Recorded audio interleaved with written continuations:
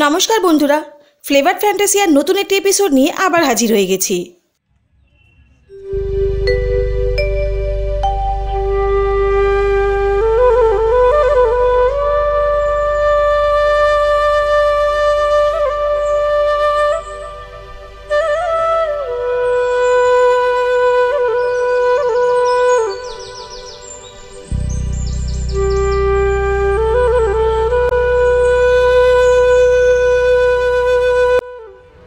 আজকে আলোচনা বিষয় নিশ্চয়ই আপনারা বুঝতে পেরেছেন প্রথমে ইন্ট্রোডাকশনটা দেখে।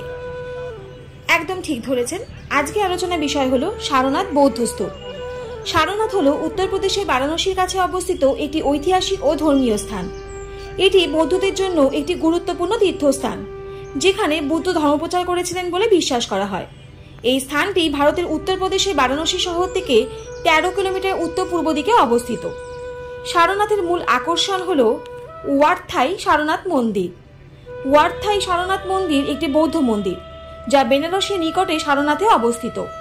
এটি প্রত্নতাত্ত্বিক জাদুঘরের কাছেই অবস্থিত এবং সারনাথের অন্যতম জনপ্রিয় বৌদ্ধ মন্দির ও দর্শনীয় স্থান। কোনো প্রবেশ মূল্য নেই। এই মন্দিরটি সারনাথ ধামেক স্তূপের রাস্তার উল্টো দিকে একটু হাঁটা দূরত্বে অবস্থিত। এই মন্দিরটি 1933 সালে থাই প্রতিনিধিদের দ্বারা নির্মিত হয়। সুন্দরভাবে সাজানো বাগান দ্বারা ঘেরা মন্দিরটি থাই স্থাপত্য শৈলীতে নির্মিত এবং থাই বৌদ্ধ ভিক্ষুকরা এটি পরিচালনা করেন।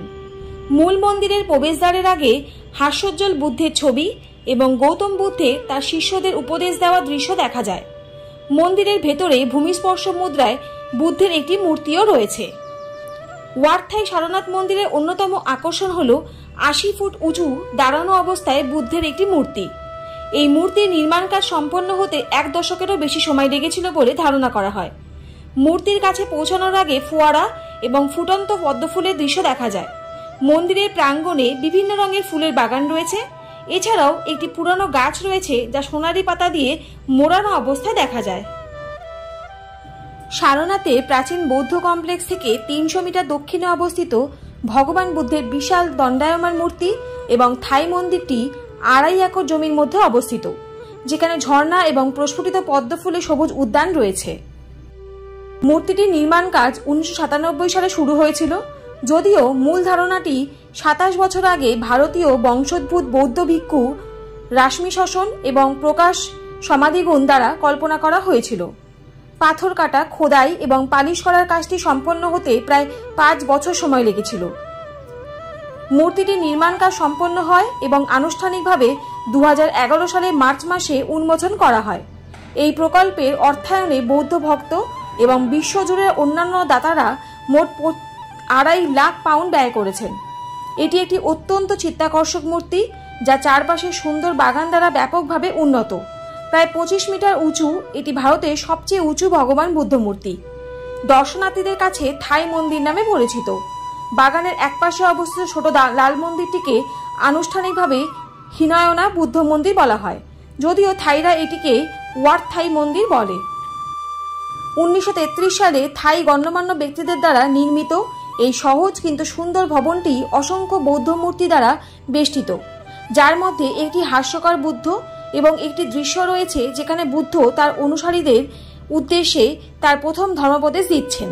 প্রাচীন বৌদ্ধ কমপ্লেক্সের পরে সারনাথের সবচেয়ে দর্শনীয় স্থান হল ভগবান বুদ্ধের বিশাল মূর্তি এবং থাই মন্দির।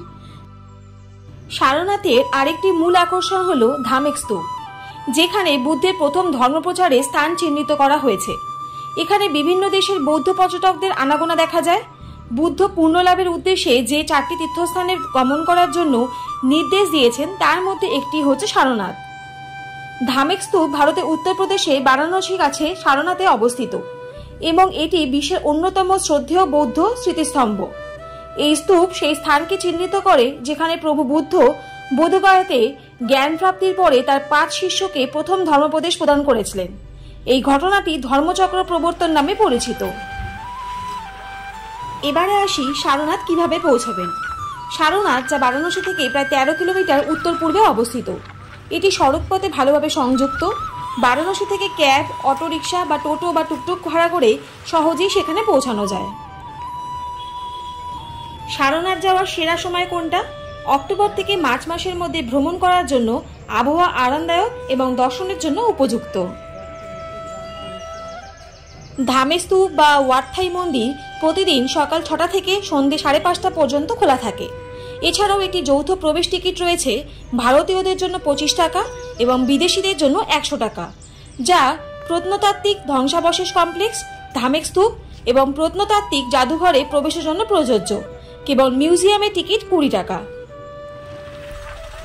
আজকের এপিসোডটা আপনাদের কেমন লাগলো অবশ্যই কিন্তু কমেন্ট করে জানাবেন। আর এরপরে বেনারস গেলে অবশ্যই কিন্তু একবার অন্তত সারনাথ ঘুরে আসবেন, আপনাদেরও খুব ভালো লাগবে। তাহলে আজকের এপিসোডটা যদি আপনাদের ভালো লাগে তাহলে চ্যানেলটা please like, share and subscribe করে রাখার অনুরোধ রইল। আর পাশে থাকা বেল আইকনটা অবশ্যই প্রেস করে দেবেন, যাতে এরকম ইনফরমেটিভ ভিডিও আপনাদের কাছে সবার প্রথম চলে যায়। সবাই সুস্থ থাকুন, ভালো থাকুন। অনেক ধন্যবাদ পাশে থাকার জন্য।